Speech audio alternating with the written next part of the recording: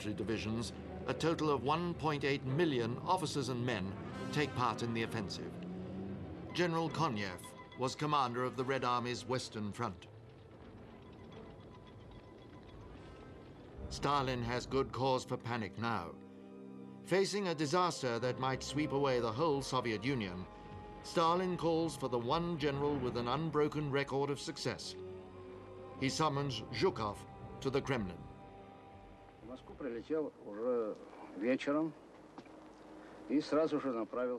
I arrived in Moscow in the evening and made straight for Stalin's apartments in the Kremlin.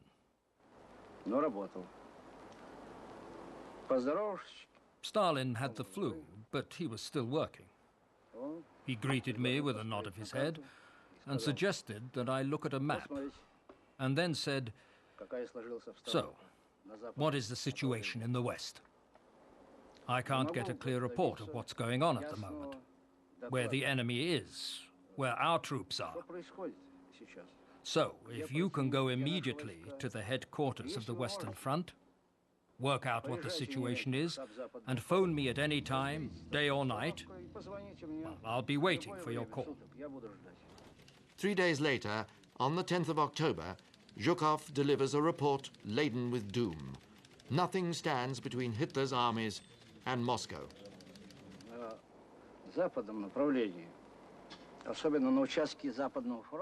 To the west, especially in the Western Front sector, the situation was very serious. All the roads to Moscow were effectively open to the enemy.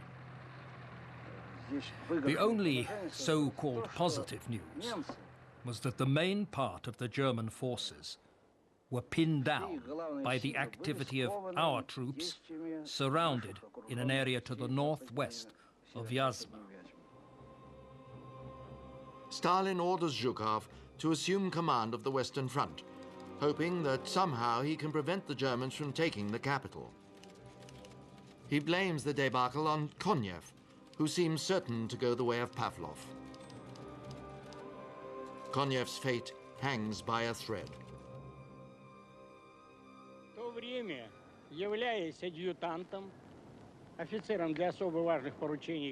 At that time, I was an adjutant, officer for special tasks, to Konev, the commander of the Western Front.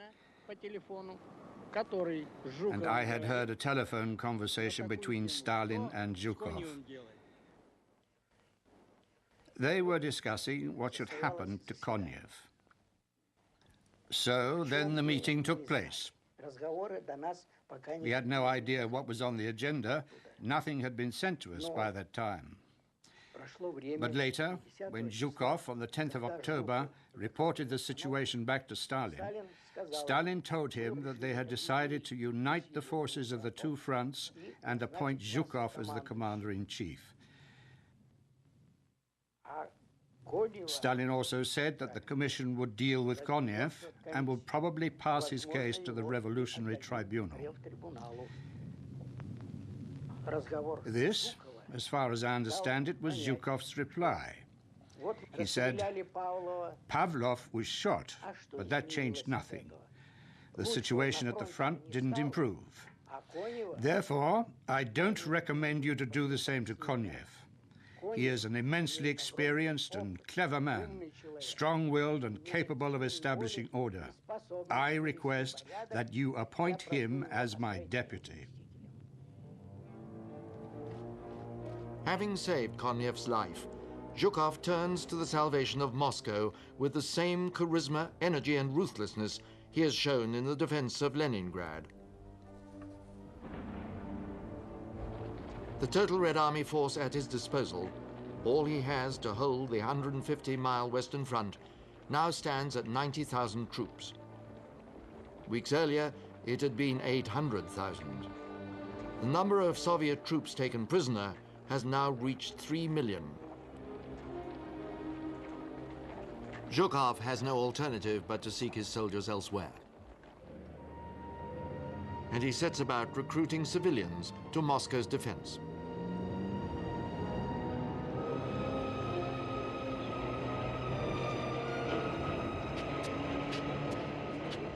In the chill of winter's overture, 450,000 Muscovites, men, women, children, and old age pensioners, dig anti-tank ditches and expand the city's defenses. A people's militia is formed from academics, writers, students, and those kept from the front by age or disability. Few will live long. They have absolutely no military experience, and there is no time left to train them in more than the bare rudiments.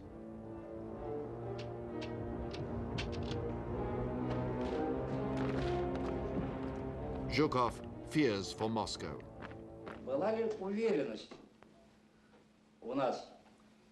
Were we confident at the staff headquarters at the front that we could hold our line of defense and to stop the enemy at the Mozhaisk border? I have to say, straight away, that we did not have total confidence. Podolsk, 30 miles from Moscow, the 14th of October. The Soviet officer cadet unit makes one last desperate attempt to halt the German advance. For a few crucial hours, they frustrate the enemy. But by the time the panzers roll past them, every cadet in the unit is dead.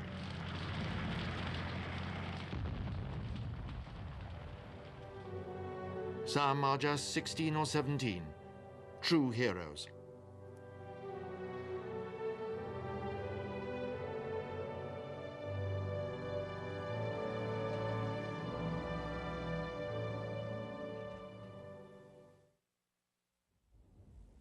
Members of the Soviet government are less willing to die for their country.